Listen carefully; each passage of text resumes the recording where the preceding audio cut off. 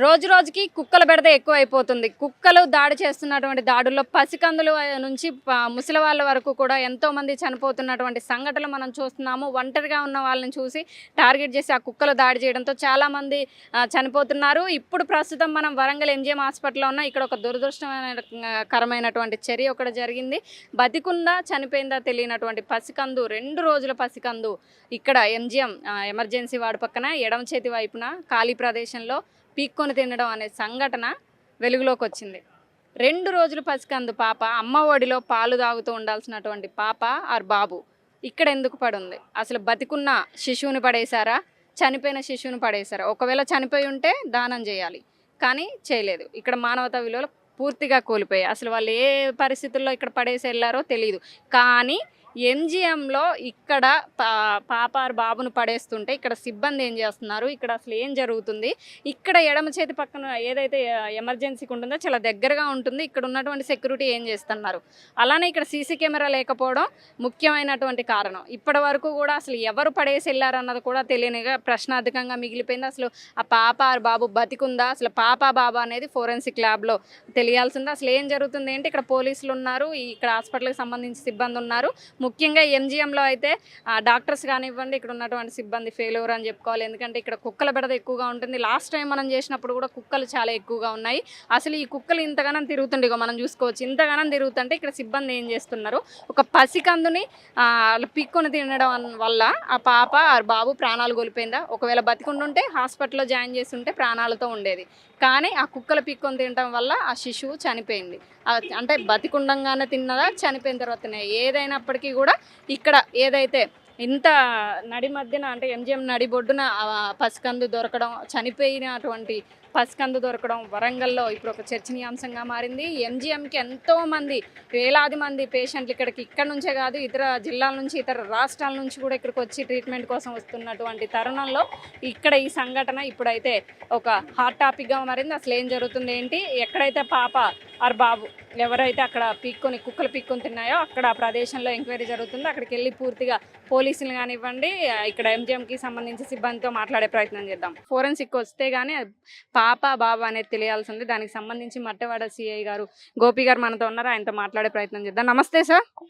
నమస్తే అండి. చెప్పండి సార్, అంటే ఈ రోజుల్లో మానవత్వం కరువైందని చెప్పుకోవచ్చు. బతికున్నా చనిపోయినా సరే అలా పడేసి వెళ్ళడం అనేది మానవతా విలువలు పూర్తిగా కోల్పోతుందని చెప్పుకోవచ్చు. అసలు ఇది ఏం జరిగింది? అసలు ఇక్కడ పడేసి వెళ్తున్నప్పుడు కానివ్వండి, ఇటు సీసీ కెమెరా కానివ్వండి, అసలు ఎక్కడ ఏం లేదా? అసలు మీకు సీసీ కెమెరా ఫుటేజ్ దొరికిందా? ఇది ఒక విషాదమైన సంఘటన. మా అవుట్ పోస్ట్లో ఉన్నటువంటి కానిస్టేబుల్, ఎస్పీఎఫ్ కానిస్టేబుల్ కుక్కలు ఏమో పీక్కు తింటున్నాయని సమాచారం రాగానే పరిగెత్తుకొని వచ్చి వాడి కుక్కలను తరిమి కొట్టడం జరిగింది. తీరా చూస్తే గుర్తు తెలియని నవజాత శిశువు ఇక్కడ పడుంది. వెంటనే హాస్పిటల్ లోపలికి చికిత్స కోసం వెంటనే హాస్పిటల్లో ఉన్నటువంటి డాక్టర్స్ అందరూ కూడా పరిగెత్తుకొని వచ్చే ప్రయత్నం చేశారు. దురదృష్టవశాత్తు ఇక్కడ సీసీ కెమెరాలు లేవు. దీని మీద విచారణ కొనసాగుతుంది. ఇది ఎక్కడ ఎవరైనా పడేసి వెళ్ళిపోయారా, లేకపోతే ఇది ఇప్పటి వరకు ఈ శిశువు ఎవరి తాలూకు అనేది మాత్రం అర్థం కాలేదు. వాస్తవంగా ఇక్కడ సీసీ కెమెరాలు లేకపోవడం వల్ల కొంత మాకు విచారణకు ఇక్కడే కదా సార్, మనం ఇదే ప్లేస్లో కదా పడేయడం జరిగింది. అసలు ఇటు ఎటు నుంచి వచ్చే ఛాన్స్ ఉందని మీరు అనుకుంటున్నారు? అటు చూస్తే అక్కడ మనకి ఇనప తీగలతో అటు ఉంది, ఇటు నుంచి పైనుంచి పడేసిన ఆ పాప బేబీకి సంబంధించి తలకాయ పలిగి ఉండాలి. అసలు ఎట్లా, మీరు ఏ వేలో చూస్తున్నారు? ఇక్కడ మీరు ఎంక్వైరీ ఎలా జరుగుతుంది? వాస్తవంగా మాకు అందుబాటులో ఉన్నటువంటి సీసీ ఫుటేజ్లు అన్నీ కూడా వెరిఫై చేస్తున్నాము. సెక్యూరిటీలో ఉన్నటువంటి ఆఫీసర్లు అందరినీ కూడా విచారణ చేస్తున్నాము. అటువైపు ఆ బిల్డింగ్ పక్క నుంచి కుక్కలు రావడం, తర్వాత ఆ బిల్డింగ్ మీద నుంచి జారిపోవడమా, లేకపోతే ఈ పక్కన మన రోడ్డు పక్క నుంచి వచ్చాయనేది మేము పూర్తిగా సీసీ కెమెరాలు మాకు అందుబాటులో కొన్ని ఉన్నాయి. ఈ ప్రాంతంలో లేవు, కానీ ఆ ఉన్న అందుబాటులో ఉన్నటువంటి సీసీ ఫుటేజ్ల ఆధారంగా ఎవరు ఏంటి, ఎవరైనా పడేసి ఉన్నారా లేదా, ఆ నవజాత శిశువు ఇక్కడికి ఎందుకు వచ్చిందనేది మేము విచారిస్తున్నాం. మాకు ఇప్పటివరకు అందిన సమాచారం ఏంటంటే పూర్తిగా ఎంజిఎం లోపల అయితే రిజిస్టర్లు అన్నీ చెక్ చేశాము. అక్కడ ఎలాంటి అన్నీ కూడా రికార్డ్స్ కరెక్ట్గానే మెయింటైన్ చేస్తున్నారని మేము ఇప్పటివరకు చాలా వరకు చేసిన వరకు వెరిఫై చేసిన వరకు మాకు తెలిసింది. అంటే 2 రోజులు పసికందు సార్. అంటే ఇక్కడే డెలివరీ అయిన వాళ్ళే అనుకుంటున్నారా? బయట నుంచి ఏదైనా ట్రీట్మెంట్‌కి వచ్చారని భావిస్తున్నారా? అసలు ఎంక్వైరీ ఎట్లా తెలుస్తుంది?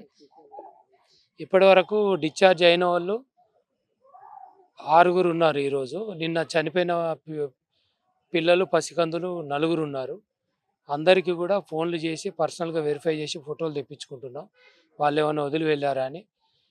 లేదా బయట నుంచి ఏదైనా ప్రాబ్లం వచ్చి ఇక్కడ ఎంజీఎంకి వచ్చిన వాళ్ళు ఏదైనా మధ్యలో వదిలి వెళ్ళారా అనేది ఒకటి తెలియాల్సింది. అది పూర్తి విచారణ పూర్తయిన తర్వాత మాత్రమే తెలుస్తుంది. ఇది అందరికీ కూడా అందరం వాస్తవంగా సమాజంలో అందరం చింతిస్తూ అందరం బాధపడుతున్నాం. విషాదమైన సంఘటన. దీని మీద ఖచ్చితంగా మేము దీన్ని ఛేదించేటటువంటి బాధ్యత మేము డిపార్ట్మెంట్ తరఫున తీసుకుంటాం. మీరు బాధ్యతలు తీసుకున్న తర్వాత చాలా కేసెస్ అయితే చాలా స్పీడ్‌గా చేస్తున్నారు. కానీ ఇక్కడ జరిగినటువంటి ఈ సంఘటనకి సంబంధించి అసలు బయటికి ఎలా రావాలి? అలానే ఎవరైతే వదిలేసి ఎళ్లారో వాళ్ళకి సంబంధించి ఒకవేళ వాళ్ళు దొరికితే ఎలాంటి శిక్ష పడే అవకాశం ఉంది? వాళ్ళకి చర్యలు ఉంటాయా అసలు వాళ్ళ మీద? ఖచ్చితంగా ఉంటాయి. ఇది చాలా నెగ్లిజెన్స్ చర్య. దీని మీద వాళ్ళ మీద ఇప్పుడున్న కొత్త చట్టాల ప్రకారం భారతీయ న్యాయ సంహిత ప్రకారం కఠినంగా చర్యలు ఉంటాయి. ఒకవేళ ఎవరైనా వదిలి వెళ్ళినట్టయితే వాళ్ళ మీద కఠినంగా చర్యలు తీసుకోవడం జరుగుతుంది.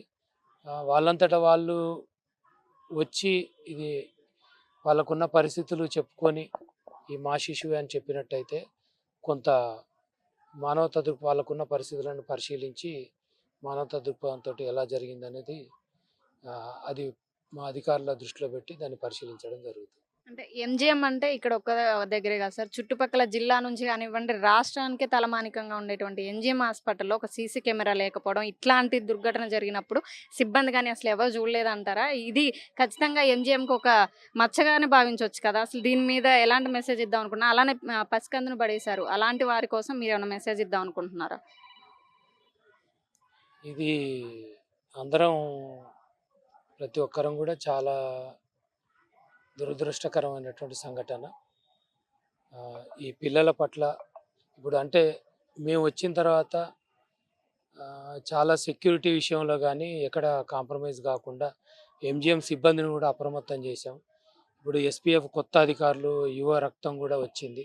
ఈరోజు కూడా ఆ పిల్లల్ని కాపాడడంలో ఇక్కడ ఉన్నటువంటి అవుట్ పోస్ట్ సిబ్బంది కానీ ఎస్పీఎఫ్ కానీ డాక్టర్స్ కానీ ప్రయత్నం చేస్తున్నారు. ఎంజీఎంలో ఉన్న డాక్టర్స్ కూడా కొంత చాలా వరకు వాళ్ళలో కూడా చైతన్యం వచ్చింది. ఇంకా కొంత మెరుగుపరచుకోవాల్సిన విషయాలు ఏమైనా ఉంటే మేము అధికారుల దృష్టికి తీసుకొని వెళ్ళి మాలో ఏమైనా లోపాలు కానీ ఇక్కడ ఎంజీఎంలో సీసీ కెమెరాల నిఘా లోపం ఏదైనా ఉన్నట్టయితే అధికారుల దృష్టికి తీసుకొని వెళ్ళి వెంటనే తగు చర్యలకు నిమిత్తం మేము అధికారుల దృష్టికి తీసుకొని వెళ్ళడం జరుగుతుంది. అంటే ఎంత సమయంలో అనుకుంటున్నారు సార్? మీ అంచనా ప్రకారం డెలివరీ వెళ్ళిపోయారు. అందరికి కాల్స్ చేశారు. అసలు ఇంకా సీసీ కెమెరా కూడా లేదు. అసలు ఎలా ట్రేస్ అవుట్ చేయబోతున్నారు? ఎలా ఉంటది పరిస్థితి? ఖచ్చితంగా మాకు ఇప్పటివరకు ఎలాంటి క్లూ లేదు. కానీ ఏ క్లూ లేని కేసులు కూడా పోలీస్ డిపార్ట్మెంట్ చాలా ఛేదించడం జరిగింది. దీన్ని కూడా ఖచ్చితంగా ఛేదిస్తాం. ఎంత కష్టపడైనా దీనికి సంబంధించిన అన్ని విషయాలు మీకు ఛేదించిన తర్వాతనే మేము మాట్లాడతాం. Thank you. చూస్తున్నారు కదా!